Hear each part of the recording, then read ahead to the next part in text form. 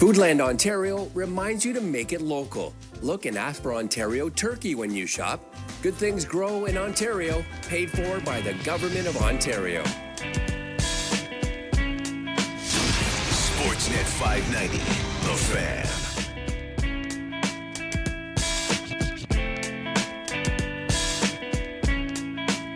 Hello and welcome to the Raptors Show, powered by DoorDash on Sportsnet 590 The Fan. I'm your host, Walu. Reminder, we are streaming live on Sportsnet's YouTube channel and airing live on Sportsnet 360 Monday to Friday between 2 and 3 p.m. I'm joined by producer and co-host Alex Wong, the first segment, and the second segment, actually. I don't know why I said that. Yeah, you only want me for 25 minutes? What's going on? Who do you want me to book, man? Nick Nurse? Get Nick Nurse on the phone? Yeah, actually, can we just read out who we have lined up? Can we read the preliminary lineup? None of these are confirmed just yet, but go ahead, Alex. Oh, you're excited about this? Yeah, go ahead. Yeah, we're trying to get a hold of Leonard Hamilton, who coached Scotty Barnes at Florida State. Mm-hmm. And, you know, I know fans this week were thrilled that you were pressing Kevin O'Connor for Rookie of the Year vote. Right. So we're going to try to get more American media writers on so Will can do his full court press. So Tim Bontemps, I'll be texting you soon. I don't know why I said that. You're not listening. Okay. And yeah, you know, Chris Boucher, TBD. Yep. You've got a home and home series with Chris Boucher coming up. It's coming, yeah. This is like third taken month. a long time, Yeah, but it'll apologies to everybody. Like, we keep updating it with absolutely no updates. This is like a Raptors injury update. Like, you know, like, we're not putting a timetable on this. Nick Nurse too, TBD possibly between now and the end of the regular season. Yeah. And I know we're gonna put requests in to hopefully talk to Scotty and Precious as well. Yeah. So, all right, yeah, Ryan Fabro, that's my email for you on Sunday. All right, well, you know he's listening. Yeah, there we go. So, yeah, you're in a great mood today. I am, yeah. We're going to go to the park and shoot some hoops after. I have no choice. That's right, I came in, you threw a basketball at me, and I guess I've been told we're going to the park. It is very nice weather outside in Toronto today, and we should take advantage of that. But I'm putting you to work, though. Okay, why are you saying this? We have to cover the Laker game tonight. Like, we're got to go to the arena. Yeah, we's a strong word. But so... Okay. I don't want to waste my time at the park with you if you don't want to become Precious Achua at the next Raptors Republic tournament. So we're going to work on your corner threes today and your free throws, layups around the basket. Actually, I had a fun stat. This actually ties in. Great transition. I love when you come with stats because I know you're never on the basketball reference. No, I love B-ball reference, stat muse, shout outs cleaning the glass. But yeah, so I saw this like Instagram graphic, and you can never trust these graphics when they're stats. Yeah. About Precious's last 10 games, like what he's shooting on layups and from three. So I looked it up and confirmed. So in the last 10 games, he's taken 34 layups and 33 threes, and he's shooting better from three than layups. Somehow that's not surprising. I know, it's not surprising. It passes the eye test. So he's 15 of 33 from three, 45%, 15 for 34 on layups. So the further out you go, the more you got to lock down Precious. I mean, you know, I guess it's more efficient to shoot threes for Precious. No, I mean, look, I think his numbers are coming up steadily for both things. And I think it really just comes down to him picking his spots better. I'm looking forward to seeing what he does to the Lakers tonight. I'm looking forward to what everyone's going to do to the Lakers tonight. Why? Blowout win? Why is that? Because the Lakers are down bad. I thought you had some notes in here, man. Oh, what? So, yeah, no, it was all over social yesterday. So LeBron has this, he owns a tequila, I guess, company or tequila brand. So there was a huge party here in Toronto last night. LeBron, I believe Russell Westbrook was in attendance. Yeah. And a lot of other people. So probably the whole Laker team was there. So this is what LeBron means when he means it's a business trip, you know? His business is done. Isn't he questionable for tonight? Yeah, but, okay, yeah. LeBron, just sit the night out, man. No need to elbow Pascal Ciaco, throw the ball at Scotty Barnes. But yes, I'm expecting more of the same from what happened in Monday's game. Yeah. I'm not expecting any different. Please, because everybody's excited about the Raptors moving up in the standings, getting Cleveland out of here. But they need to keep winning. And they cannot drop games like the one tonight. Well, listen, I mean, I already felt a lot of confidence heading into this game just based on who the Lakers have been playing of late and sort of just their performances. But when you also added this news that you're telling me as well. But, I mean, you don't think some Raptors players came home and went out last night too? I don't think that's going to affect it. Listen, I think Toronto when the city of Toronto is above 5 degrees Celsius, I would say it is one of the most blessed places on earth. Right. Unfortunately, it spent 6 months of the year under 5 degrees Celsius. But when it's over, I think it is a genuine home court advantage. I'll say that much. So I hope the Lakers had a good time in our beautiful city last night.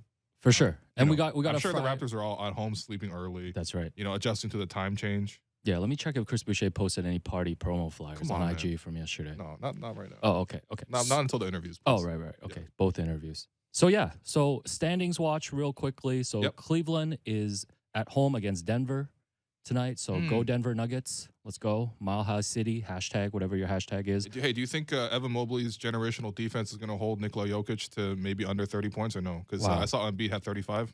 Oh, okay. Yeah, we'll see about that. I'm just curious. Yeah, It's all about the defense in that Rookie of the Year race, right? It's all about that okay. defense. Yeah. Big propaganda happening. Let's see that happen. Let's see that defense on display. And we're tracking the Chicago Bulls now too. So the Bulls are in Phoenix tonight. So A team better than them in the standings, huh? We Yeah, know how that's going to go. two teams that the Raptors recently beat on this road trip, Denver and Phoenix. So Well, go Nuggets, go Suns, That's right. I'm a Go. huge Raptors. Yeah. Nugget fan. Yeah, I'm Do on you fi- know any Nuggets fans? Yeah, what do you mean? What? You don't think there's Denver Nuggets fans Where? Have you met one? in Denver? Okay, What, all you right. want them in Toronto? No, I just mean like Why know, are you if- accusing them of if the having fan no base is big fans? enough, like you'll see. No, because like let's say we say when Dallas comes, for example, you see a lot of fans come through Oh, in okay, I get what you're Mavericks jerseys, Yes. obviously in Doncic's jerseys. Okay, it's hugely maybe yeah, popular. maybe some You know, Jokic. maybe LeBron, yeah. you I see get some what you're Lakers saying. I get jerseys what in you're the saying. building tonight, but like Yeah. I have never seen a Okay. a Nuggets jersey anywhere in the city of Toronto unless Jamal Murray has come through. No, that's fair. So probably more Jamal Murray fans and Nikola Jokic fans. But shouts to Denver.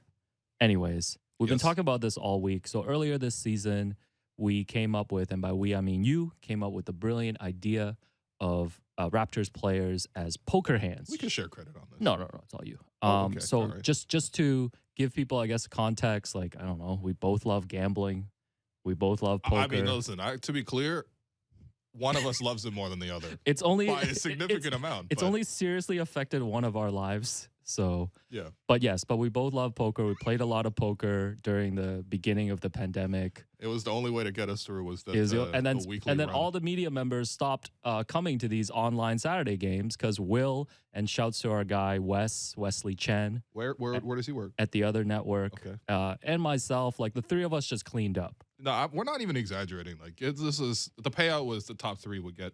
Yeah. Yeah. We and were paid out. I think Blake once got third. Yeah. Once. Yeah, why the right card hit on the river? Yeah.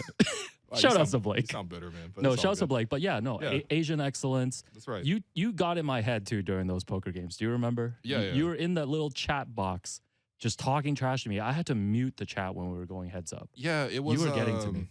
No, I mean, listen. When you're talking about heads up, right? Like you got to have some kind of advantage. Otherwise, we're just playing virtual heads up. That's sounds kind of lame. Quite honestly, like so. Heads up is a different beast, and you got the better of me. But anyways, so we did earlier this season go through the players, most of the players on the roster. I mean, if you want to do David Johnson, you let me know.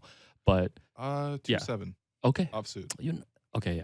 So let's go through most of these players, and maybe do as it. we go to, maybe get a quick tidbit from you in terms of what we've learned about these players this season. Maybe something you learned or something that stands out to you. So let's start with the head of the snake, Fred VanVleet. What is Fred's poker hand? Yeah, so I think Fred has been like obviously really good throughout the season, but of late he hasn't been as available.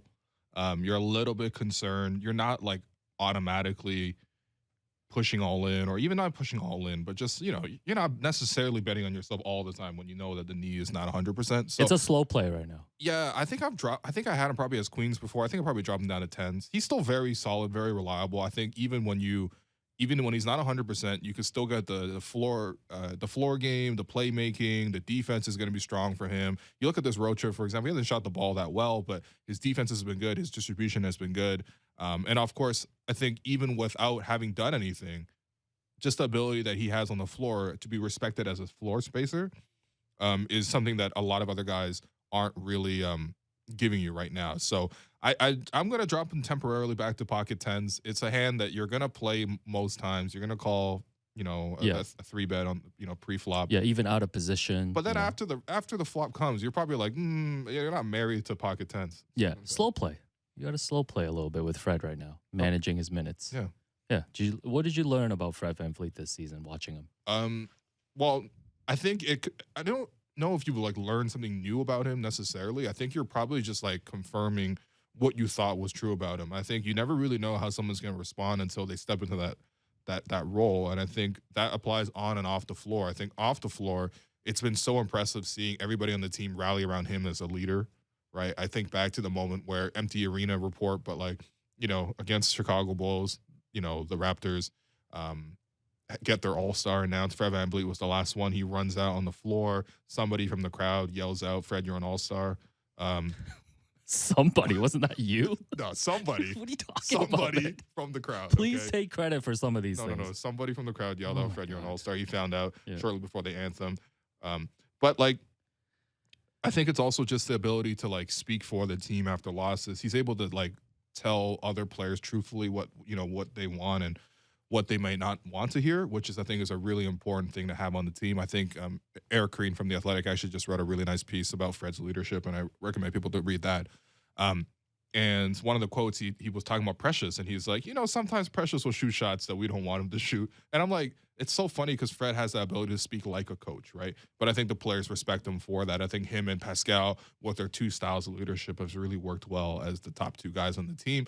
And I think the other thing with Fred is just on the floor, like he balled out. Like I think like of late he hasn't given you like that like breakout performance that you would normally expect to see from him. But like, come on, in the first half of the season, he was really carrying the team at times. And I think it's really impressive to see. I think he's expanded parts of his game. He got into that mid-range area a little bit more. But ultimately, like, I think it's also not just what you're doing, but when you're doing it. And Fred had a lot of fourth quarter moments this season. And I just want to see Fred get back to full health again. Because I don't know, man. The rest of the team is looking really dangerous. If you can add a fully healthy Fred to it, sounds really good to me. Yeah, we're going to need Fred to be pocket queens come playoff time. Yeah, so next up, Pascal Ciaco. What is Pascal Ciaco as a poker hand to you right now? Man, right now, honestly, like king queen suited. Okay, I was gonna say like ace jack, ace queen. Yeah, just like a really solid hand. Again, you're probably gonna call most hands coming into it. I think like look against like the most elite players. Like if you're going up against ace king or pocket kings or pocket aces, like it might be tough to play that hand. But he's gone up against those pocket kings, like the Giannis's, Jokic, all these guys. No, but the thing with the king queen suited is that like, look, you can get a really really good outcome. You can catch a flush. You probably have the best flush in that hand. And yeah, I mean he's played really well. I think his ceiling has been really high, and I think right now his floor is also gotten to a point where it's high. I mean, what's 8 straight games now, 20+ point scoring. Yep. I think the assists are really bumped up there this season, a career high in assists, over 5 assists. There's only like maybe 5 or 6 players in the league averaging what he's averaging in terms of 22 points, 8 rebounds, 5 assists, shooting like close to 50% from the field. His 3-point shooting has come up a lot of late too, and I think Fred said it best after that Clipper game, where he's like, look, if he can hit some threes and also get to the free throw line, like there's a chance that Pascal can approach like averaging 30 in this league. And I know that sounds outrageous. I think probably Raptor fans are a little bit skeptical to really fully embrace that version of Pascal again or get that excited about Pascal again until he shows it in the playoffs. But I don't think you need to necessarily wait. I think there's a lot to believe in with what he's doing right now. His mid-range game is really good. His one-on-one scoring has really gone up a level this year. And, he's been, I don't know, he's been the Raptors' best player basically since he got right around mid-December-ish. Yeah, no, I like that pick. I like that pick. So next up, real curious about this myself, Scotty Barnes. Oh, man. Yeah, I don't know, man. I think post-trade or post-All-Star break, Scotty Barnes might legitimately be like a pocket jacks or something like that. Like he's been that good. He's like consistent. He's scoring. Like we saw against the Clippers, right? He shot 7 of 15 from the field. He had 15 points, made a bunch of plays in the fourth quarter. And I'm like, yeah, it's an average game for him. Like I think the baseline for what he's done so far, especially post All-Star break, his focus has been there. His energy's been there. He's been scoring in the post. He's been fearless. He's got like what Jokic was frustrated at him. He got LeBron frustrated at him. It's like those are two of the best players in the game. Yeah, we've said, let's be clear. Like, what Scotty is doing as a rookie is not normal. Yeah. It is not normal, and I think pocket jacks is great. Wow. So Raptors got king, queen suited, pocket tens, and pocket jacks. Oh, don't worry. It falls off after the top. Oh, okay. Top 5 or 6. Okay. So next up is Ogn and Obi, obviously out with injury. But based on what you've seen this season, and I think we should factor in the fact that, listen, some of these injuries might be like freaky injuries that happen in practice and things like that. Yeah. But availability has been a problem with him during his career. Not that it's all his fault, but that has been an issue. So overall, when you look at OG and what he's done this season, what's the poker hand? Yeah, I mean, this one's actually kind of tough because I don't want to disrespect him at all, but like I don't know, man. 10 jack suited. It's still like a pretty good hand. You're probably gonna play him most times. Very consistent. You get a really nice performance from him, but also at the same time, this is also a hand that you're probably gonna fold like a lot of the time. Yeah, no, Yeah. I think that's I think that's in the I range. hope people love poker as much as we do. Because it's all we have planned for the next 10 minutes. for the next 10 days. Yeah, what do you think? I mean, like, what would you put OG? This one was a really I was hard gonna one say to like place for me. I was gonna say like maybe even like pocket sevens or pocket eights. Okay, yeah, Like it could pay off, but like you mentioned, you could see a flop and have to dump your hand. Mhm. I think Yeah. that's in the range. I think everybody's just waiting for that like true breakout season or that Yeah. giant leap from OG.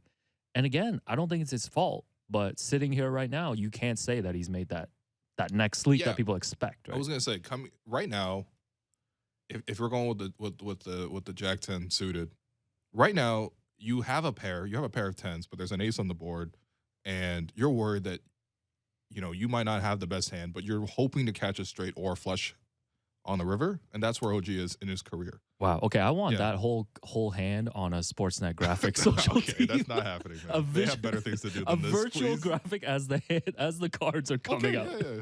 yeah. Again, like I said, like we can have all the players sitting around the table show their whole cards. That would be so amazing. Yeah.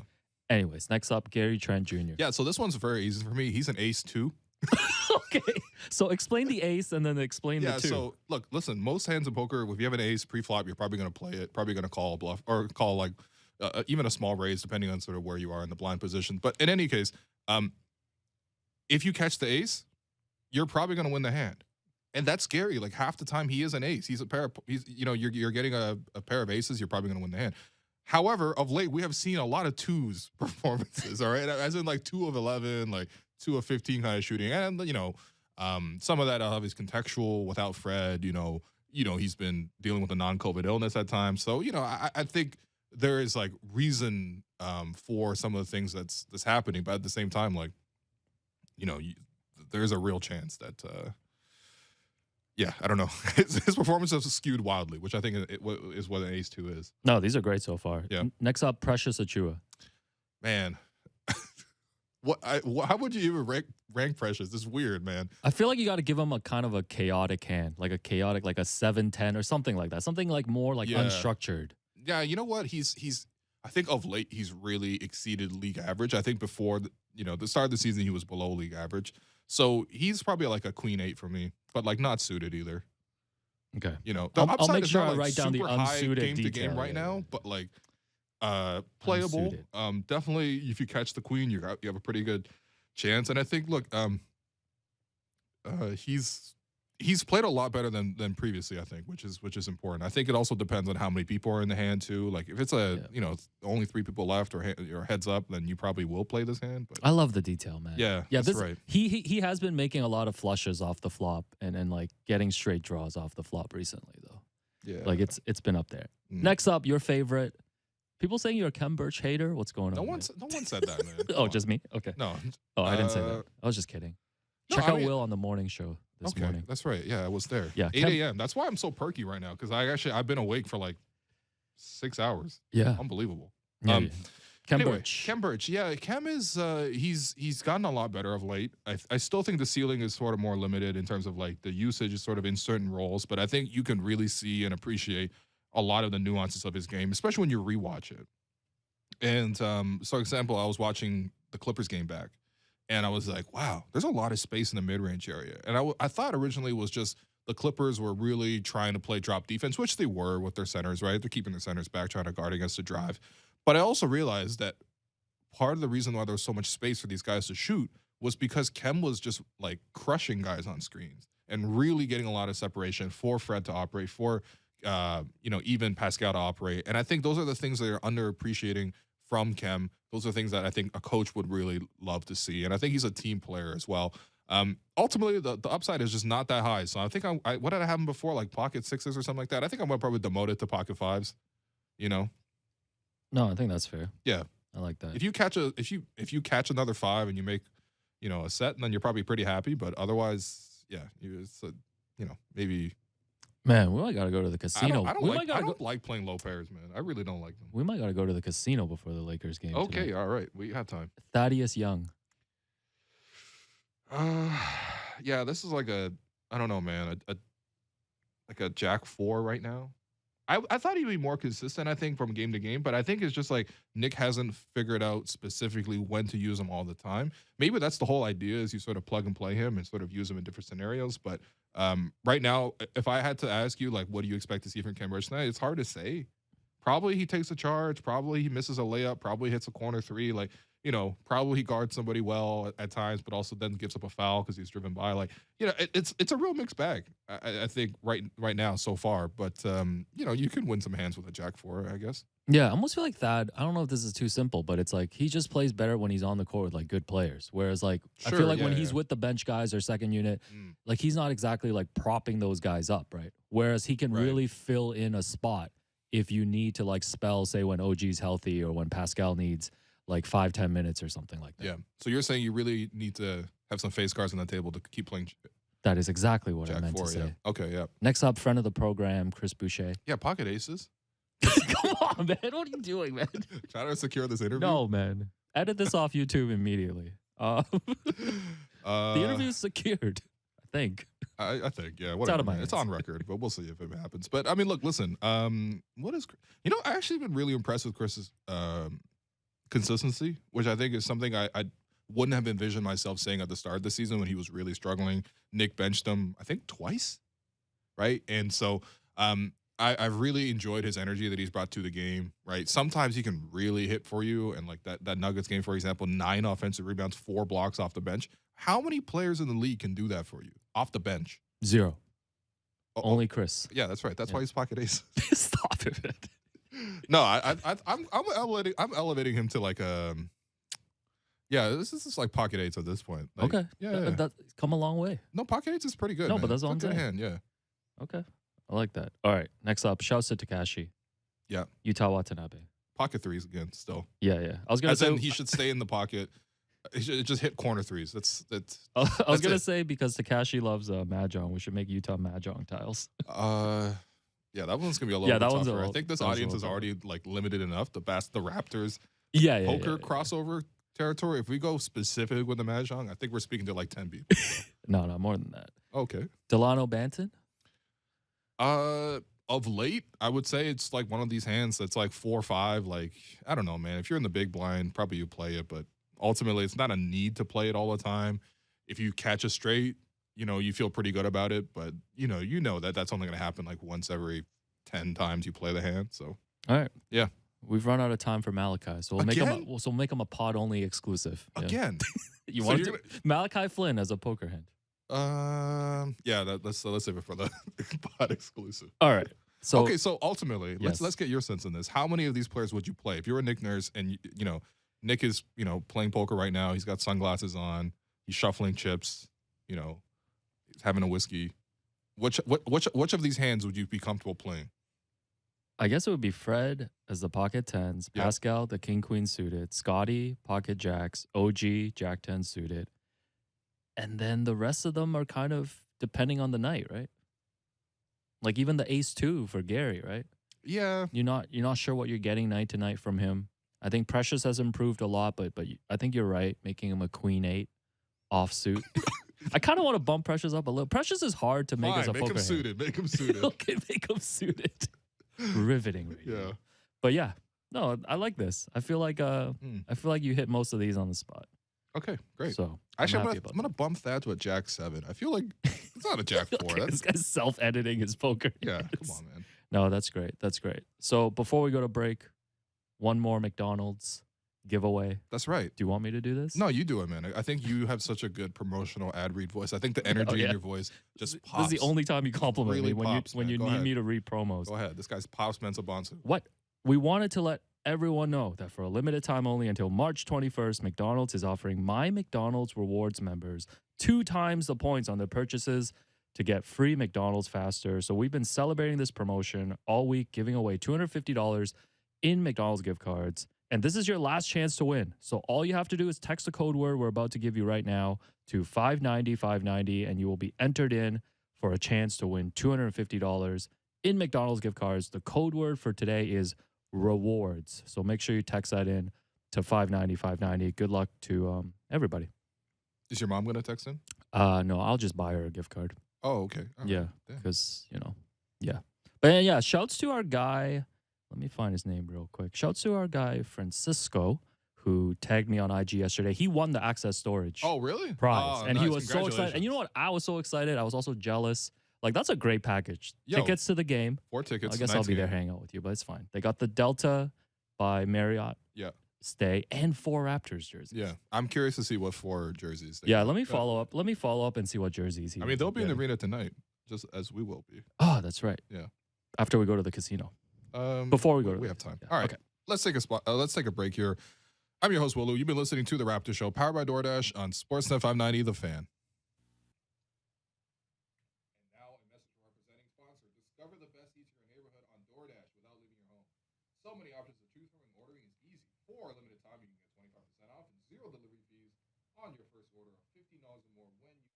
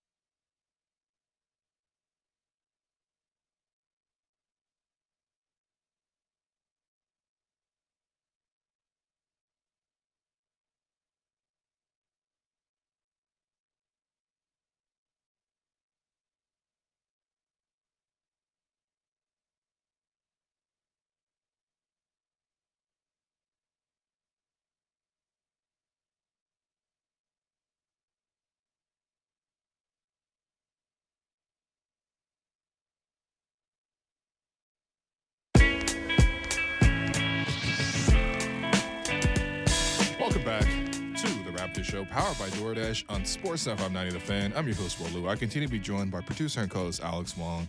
And as we do every Friday, we would love to give our thanks to people who have made this show possible. So, Alex, go ahead, man. You're not going to do these? Okay, fine. I'll do this. Yeah, fine. put some heart and soul and spirit into Yes, these. this is genuine. I'm not reading off a script here. Thank you to everyone who made the Raptors Show and the Raptors Reaction Podcast possible this week, including our producer, Derek Bandeo, and also Danielle Furtado filling in for Derek yesterday and today. Thanks to JR, Ryan Fabro, Kyle, Maria, DT, Greg Sansoni, Pat Flash, and everyone else supporting us behind the scenes. A special shout out to Jennifer Rolnick for helping us behind the scenes with the YouTube stream as well. Yeah, that's right. And just to, prove that we don't just read these off every Friday, I'm going to start messaging these people that we shout out every Friday so that we can give a fun fact about them. So I was talking to Maria, who supports us tremendously behind the scenes every day, and she gave me a couple fun facts. A couple of them were kind of dark. Okay. I guess this one is she's a big Michael Myers stan, like from the horror movies. Okay. So just wanted people to know that. You a big horror movies guy? Rom-com or horror movies? Yeah, I'm definitely a rom-com guy, man. My favorite movie. Oh, yeah, your favorite movie is Hitch. Yeah. We need more favorite movies. I've run out of Hitch. This is off-season content, man. I've run out of Hitch and Rush Hour references. So, okay. Anyways, Jennifer Rolnick, who helps us with the YouTube stream, requested that you continue your 75 favorite animals So list. you're telling me this is backed by popular demand? It is backed by popular demand of one person. Yes. So I want to get your number 11 and number 12 today. Yeah, so both of these tie into a wonderful road trip that I took last year, driving up the St. Lawrence and back. It was really nice. I'm a big fan of the province of Quebec. And so I got to see some whales when I was out there. Shout out to Tadoussac. There's a great whale tour that I would definitely recommend people to go because you get on these boats, and you honestly, I got to see like hundreds of whales. It was amazing. So I'm just gonna put whales in general. Maybe not gonna specify one. It's hard. No, to that's pick, cool. Your favorite. I saw a lot. Take your Beluga, time. Yeah. blue, humpback. Anyway, so that's gonna be 11 for me. And then I also just randomly at like a national park or whatever, I was just like skipping stones, which is one of my favorite pastimes. Yes, I have videos of you skipping stone. Yeah, I'm very pretty good at it actually. I'm not gonna lie. I could probably usually get like 10 or 11 skips if the water is calm. But I was skipping stones and then a seal popped up. A gray seal popped up. Okay. Yeah, apparently they're very rare and So there you go. indigenous to this area. So good to include some of my favorite marine animals that I saw during a trip to Quebec. No, that's highly recommend that trip, by the way. Drive through, go to the tip of, whatever it's called. And yeah, great. Yeah, appreciate the I don't know, tour man. guide This there. is definitely not the Quebec tourism. Promote. Do we have time to go before the game tonight? We don't. It's 5 hours. What's wrong with you? Okay. But anyways, we'll complete this list by the end of next season. Will we? Yeah, we're only at 12. So quick thank you. We'll do a show where we do like 20 animals. Thank you to all the guests this week as well, making time. Shout out to Blake Murphy, obviously. Shout out Blake Murphy Tuesdays. Kevin O. Canada and Vivek Jacob. Wanted to give my sister a shout out too. This was a request. And to my nephews, Henry and Owen. Wanted to give a special, just an RIP to one of my favorite wrestlers growing up, Scott Hall, a.k.a. Razor Ramon. Passed away this week. And also SVP Sports Downtown.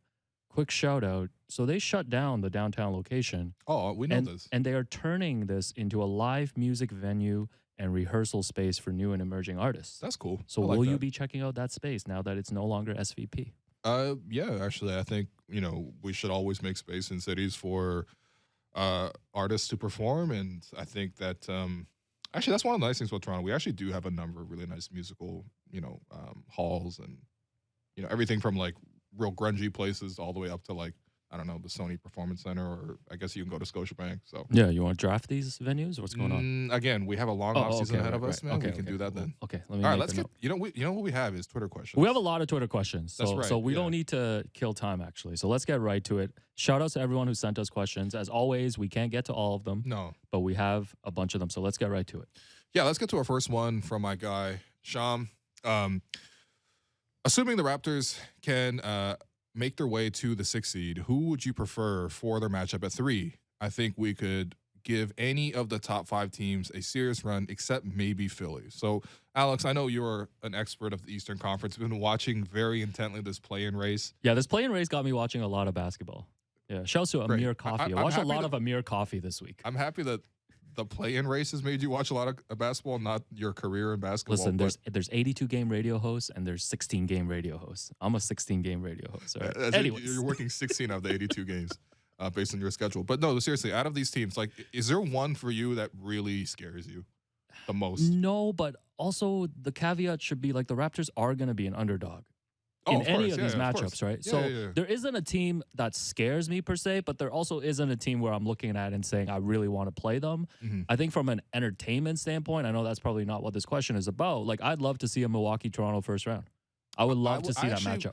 I wouldn't hate it as much, even though I think Milwaukee has a really strong chance to come out of the Eastern Conference. But we know they've guarded Giannis really well, right? I feel at least reasonably comfortable in knowing that unless Brook Lopez really comes back to full health, which I think after missing most of the season with a back injury for a guy who's like in his 30s, I'm skeptical about that one. I think the Raptors can still press a lot of their advantages, including offensive rebounding, including the fact that they can play quick in transition. And obviously, like, the Bucks have the ability to go on runs, especially when guys are hitting their threes. But they also have some small wings on the perimeter that I think the Raptors might be able to take advantage of and, get mismatches for guys to score on. So I actually don't mind that at all, especially for the Raptors specifically. I think for me, the two that I'm worried about, and arguably the two that the Raptors probably have the highest chance of playing as long as they get out of that playing seed is Boston and Philly. I don't like the way the Raptors match up with Boston. I think that defensively, they're a lot like the Raptors. They have a lot of big wings. I was reading Zach Lowe's 10th thing column, which is obviously a fantastic read, but he brought up the point that the only guy who's small in their whole rotation is Peyton Pritchard, who's like their 8th man. And I think that what worries me right now actually isn't so much guys really doubling Pascal and Fred in the playoffs. It's teams who can play these guys straight up on switches, right? I think that can really slow down the Raptors offense in addition to sort of teams playing zone. And I think Boston's actually really well equipped for that. And then the Sixers is just tough because they have two just walking mismatches in Harden and Embiid. Yeah, no, I think those are good calls. So I guess I'm like cool with seeing Miami, Milwaukee, or Chicago. Less cool with seeing Boston or Philly. Yeah, no, I think that's fair. I think the other point too is like we talk so much about not wanting to see Kevin Durant in this one game play in and getting into the top 6. Yeah. Like it is part of it, wanting the Raptors to get the best seeding, but I just want this team to get an experience of playing in a 7-game series because like I just don't want them to get in a situation where they might not even get out of the play-in because so much of these playoffs is not about how far this team is going to go. I think you just want to see these players in that playoff environment in these matchups so then you can have those like data points, whatever you want to call it, to evaluate how they perform at that level. So to be honest, like for me, I don't really care who they play. They can play Boston, Milwaukee, Miami, and Philly, any of these teams. I just want to see how they stack up and let's see like how this team does in that environment. Yeah, I agree. I'm excited for the playoffs. I really am. All right, let's go to our next question. We got it from Abdul. Any long-term concerns in a playoff context on our focus of transition and offensive rebounds to bolster our offense? It seems like that's something that a good team can focus on and take away in a series. Or do you think as our half-court offense improves, we move away from a little bit from this style? So, no, I don't think the half-court offense is going to improve that much, quite honestly, especially in a playoff setting against tougher defenses. I think the offense is probably going to stay where it is. I think to a degree, you can limit the offensive rebounding.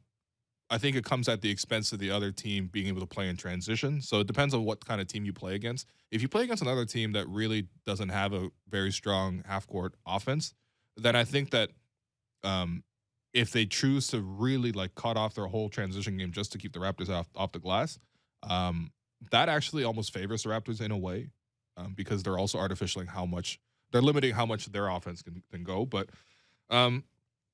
I think certain things you do worry about in terms of like the playing in transition as much, because I think part of it is just like the Raptors really want to be able to like, swarm the ball, deflect the ball. We see a lot of pressure on the ball, maybe some full court pressure. And some of that just inherently comes with the idea that like the Raptors want to create these opportunities so that they can get out in transition because they want to bolster their otherwise like average offense. But I don't know. This is just a concern that you're pretty much going to have most of the time. I think there are certain also matchups where like, teams might not necessarily match up well with the Raptors based on just like how many big wings they have. Like, let's say, for example, let's say you play Brooklyn. I guess you can't really play them in like a full 7-game series, but let's say you want to play Brooklyn. Like, how does that team play bigger than what it is? Like, I think the roster is like KD's big, Drummond's big. I guess LaMarcus when healthy is big, but like most of their wings besides that are small. So even if you do want to keep guys off the glass, I mean, the size mismatch is the size mismatch no matter what. So Yeah, took the words out of my mouth. I was going to say exactly those things. okay, I guess we'll move on to the next question then. This one comes from Pascal Fan Club, who honestly, man, Pascal should really like send this guy a jersey if he hasn't already or something, because he does great work. 4 jerseys, yeah. 4 jerseys. Let's do it. Yeah. So they write in, almost a full season in, what's your initial assessment of Vision 6'9"? Have you seen enough to continue with it next season? I think it's been pretty successful for the most part. I think there are real tangible advantages it creates. For example, one thing that does is just their offensive rebounding. It really does help with that, right? Like, it's pretty clear. I think you're also going to be able to create post mismatches because most teams don't have that many players who are 6'9". I think the weaknesses are also quite clear. I would say that the ball handling on this team can sometimes be lacking at times, right? There's not as much north-south pressure, although they do play through the post, so they kind of mitigate that. But still, you do worry sometimes when guys can sort of keep them on the perimeter. And, of course, the three-point shooting is weak. Some of those things you can develop. I think the team truly believes that they can develop guys into better three-point shooters. You think even for a guy like Precious, for example, he's doing a better job of it. I think Scotty's probably shooting the three better than what you would have expected coming into the season. So some of those things you can correct. I think there's real advantages here, and I think that they're definitely going to stick with this. Like, they're not going to like move away from it based on the results of this year. Like, this season's already been a really big success for the team in the big picture. Yeah, but I think as much as you stick to it, and I agree with you, like, you can also kind of complement it with other things outside of that. I Right? agree. Like, let's get a shooter. Like, as much as I love like the development, and we talk about that, and like, oh, Precious is improving, Scotty's improving. No, man, I want a guy who I know can like knock down that three, like 40% from three, whatever number you want to put on. Like, I think the Raptors need to get a couple of those guys and then surround these 6'9" guys with a couple of these new additions. Yeah, I totally agree with that. And I think, ideally, can you clone Gary? Yeah, we can look into it. Yeah. I mean, off-season project. Yeah. Let's get Gary Trent III on the team. Right. And on the I thought you were going to say on the program. Oh, yeah. I mean, we'll get every Gary on the program. We got to clone Gary Trent lineage. Sr. too, man. I honestly, it'd be great for content purposes. I think, but yes, that's just my point. Like, stick to the vision. Yeah. But it doesn't need to be rigid. Like, you don't need to only go after these type of guys. I agree. They have enough already almost. A third guard would really help too, just because of the fact that, like, even within a normal season, you don't have guys who are going to play like all 82 games, right? So I think you'd still need some depth there. And the third guard is something that has been less of a concern of late because Pascal has been playing a lot of guard. But, like, ultimately, you don't want a scenario where if Gary misses time or if Fred misses time, you're really worried about always losing, or not always losing, but at least, like, you go from being a team that wins 65% of their games to a team that wins like 50% of their games. Like, I think adding some more depth there would really help. But no, they had the mid-level this season. We'll see what they do with it. They have a draft pick as well. All right, let's move on to the next question. This one comes from Allie. Is there a version of Precious Achiuwa that can be a center in a championship contender team in a few years, or do you think we need a traditional big like Mark down the line? Anyway, I think that's a good question. My preference would be you probably bring in someone a little bit bigger, who can still give you that kind of mobility. But I think right now I'm pretty comfortable with Precious playing that role. I think he's been very defensively sound. He's rebounding the ball well. And I think the more you develop his offensive skill set, I think the better, because that's going to determine what his long-term outlook in his career is going to be. Defensively, he's already really good. So I'm not as worried about that. And I think the way the Raptors are playing right now, where they're sort of stacking him alongside another untraditional center in Chris Boucher, both guys you probably wouldn't feel like super comfortable like playing center by themselves, but at the same time, they have help and other guys who can come in and crash the glass and support their efforts in terms of trying to dominate the paint. So I don't know. I mean, my bigger concern is, can Precious get to a point where he's offensively skilled enough where you can consistently start him in a championship context? Yeah. So I think his defense will already play on the floor. That's what I'm trying to say. Yeah, and I think this is like a more down the line question, obviously. Mm-hmm. And you would think that by the time you get to like this point of next season, like maybe we'll have a clear idea of who like the say 5 to 7 guys that the Raptors are really going to be rolling with. And then maybe you can start looking at these specific concerns, like based on that, do we need the traditional big? So, yeah, everything you said plus that. Okay. All right. Let's go to the next question. We got Raps Burner. Where will the touches come from for Scotty to increase his usage over the next few years? Who will have their usage drop in order to supplement Scotty's usage? Is it as simple as role adjustments, or will a trade be necessary to truly maximize Barnes' potential? I think there's two things here. The idea of maximizing a guy's potential doesn't necessarily mean maximizing their stats. I think maximizing their potential always happens in a team context. How good can they be? How much can you support their skill set? How much can their skill set benefit to the team winning? Because what I'm trying to say is like, for example, who would you say was more maximized? James Harden in Houston or Steph Curry in Golden State?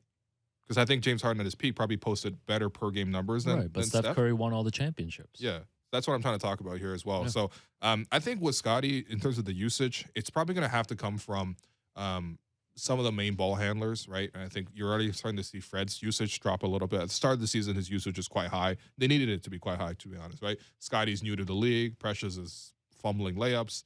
Pascal's not there. OG is like the number one option, but he started off really slow as well. So you needed Fred to do all that, right?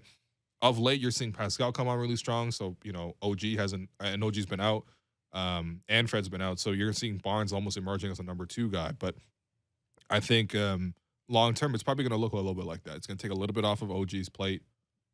As much as we do enjoy watching OG post up or try to attack, I think, let's be real, Scotty, even as a rookie, has shown more of an ability to do that. And I think that, with Fred, his initiating, it's pretty good. It's definitely useful in a lot of matchups. But also at the same time, when you're looking at a guy who can put pressure on the basket, which is, I think, primarily what Fred can do in addition to the three-point shooting. Offensively, that's where Scotty, in addition to Pascal, they put the most pressure there. So I think probably out of those two guys, I don't think you're actually going to limit Pascal's options as much. I still think, there's a ways to go for Scotty's one-on-one game to get to the point where it's at Pascal's one-on-one game, which is natural, by the way. Like, look at Pascal's one-on-one game. It's come a long, long way. Yeah, I almost feel like I'm not concerned about this usage for Scotty, like even for next season, because like we've already seen like the talent that's on this team.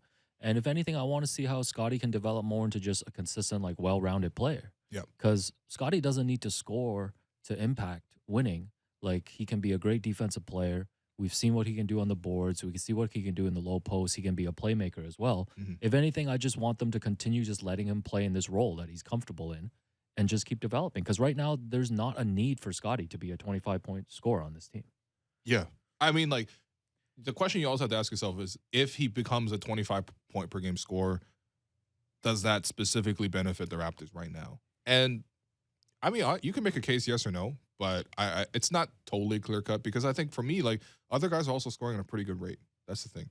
Also, maybe take some shots off Gary's plate, but, you'd have to talk to Gary about that one. All right, let's move on to the next one and move a little quicker here. We got Mort, who wrote in, do you think Nurse never playing Utah, Banton, or Flynn makes a cyclical issue? Their minutes are so sporadic that they're cold/have no confidence when they play poorly. So Nurse plays them even less, and so on and so forth. Flynn only played like 40 minutes in total in all of January, for example. I'm sure that their usage being low doesn't help, encourage their confidence. But at the same time, this is pro sports. I think back to what Stanley Johnson said last year. And Stanley was a great quote, by the way. But Stanley said, this isn't the YMCA. The guys aren't just guaranteed minutes. You have to, earn all the minutes that you deserve. And I think to a certain degree, guys have to earn those minutes, as much as we would look at, look at Flynn had some really, really nice moments, right? Or, Utah had some, I don't even know if Utah had that many nice moments this year. I guess he dunked on someone named Edwards. Yeah, that's right. Stay Utah friendly. Delano had some decent spurts as well, but, do they consistently do that, right? How confident is the coach going to be that you come into the game and you're going to do something great with it? Yeah, no, I think you're completely right. Does a level of play drop when you come into the game? And at the start of the season, it was clearly that. And so guys get taken out of the rotation for it. I mean, look, Nick has to manage everything. It's not just he's not just on the bench handing out orange slices and saying great job and putting guys into the game. No, his job is to win games. And I think he's gotten the most out of this roster this season. Part of that is limiting certain guys' minutes. Yeah, and this is not a unique issue to the Raptors. It's just you're going to have guys on every roster that just, they've got to earn their minutes. And those names that were listed, given their overall play this year, they haven't really earned more minutes than they've been given. Yeah, exactly. All right, race through the last few. Next question. I like Pascal where he is on the Raptors, but if he was the guy, quote unquote, on another team surrounded by better shooting, would he have gotten more respect from NBA journalists? And could he be one of those triple-double guys? I think, number one, he already is one of those triple-double guys. I think the other thing is, could he get more respect from other teams? I mean, like, essentially, like, you're saying if Pascal played in Miami instead of Jimmy Butler, like, would he get a lot more recognition? Sure, they would be on national television more, same stuff. I think it's just the same. Yeah. Same stuff that Raptors I fans think always have an personality issue plays with. into this too, actually. Yes. No, I think that's a really good point, actually. Yeah. Okay. All right. Next question. Comes from Joe. What's a contract do you feel comfortable offering Boucher in the offseason, if at all, given the greater need for a starting center and /or third guard? I think I would feel pretty good with bringing Boucher back. I think he's earned a raise from what he's done so far, which is $7 million per year. I think you give him like a 2-year, $20 million deal, like 10 per. I'd be pretty comfortable with that. Yeah, no, that works for me. Yeah, he knows his role. He's performed well in it. He obviously wants to stay in Toronto. The Raptors are also, like, the luxury tax is $147 million next year. Like, the Raptors are very far underneath that right now. I think they have like 112 in guaranteed money. There's a lot of room there. Plus, you have their full bird rights. You have decided to add your own question here from Alex at Steven_LeBron. Would you accept $10 million, but you can never watch or cover the Raptors again? I mean, what am I going to say, man? It's generational wealth, man. I want to get to your level, so I guess I would take my dad's level. You'd be able to take care of your younger brother, parents, extended family, but you can never watch another Raptors game ever again. Yeah, I mean, ultimately, what am I going to say? No? I mean, no, I'm not that selfish, man. I'm definitely saying yes. All right. Yeah. Should have offered you less then. Okay, all right. What is this negotiation? What is this, Squid Game? Like, come on, man. I feel like I could have gotten this done for $5 million, probably. Okay, all right. Next question. This one from Candy. Will you consider draft picks for the best big bank arena food? I think we'll probably struggle to do a whole segment on this, although we'll see how desperate we are in the offseason. But if I just had to say number one pick overall, you can pick anything. So I'm going to take Leela's. I'm going to take the jerk chicken roti, but what are you going to take? Yeah, what's your number one pick? Apologies, I forgot the name of the vendor, but it's the vendor that offers all these different gourmet hot dogs. Yeah, I've never had a bad hot dog in my life. I'm sticking to that statement. Vivek actually messaged me this morning, told me that he tried a very nice fried chicken sandwich at the arena the other day. So I'm going to check that out tonight and be back with a full review on Monday. All right. We did have more questions, but look, we're going to run out of time here. Let's not even show them on the graphic. There's one about Serge. One, they're going to get us on how hungry are you. I think that show is doing a lot better and doesn't need necessarily us to go on, but we're open. We're open. I'm asking you to how hungry is him because we're still trying to get that ramen thing going.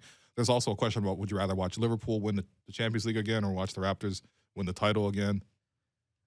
That one's really tough, but I think I want to experience a new thing too, and I've never seen it in person in Liverpool. Man, so that'd questioning be really your cool. passion about And the then Raptors. last one, should we go to this one?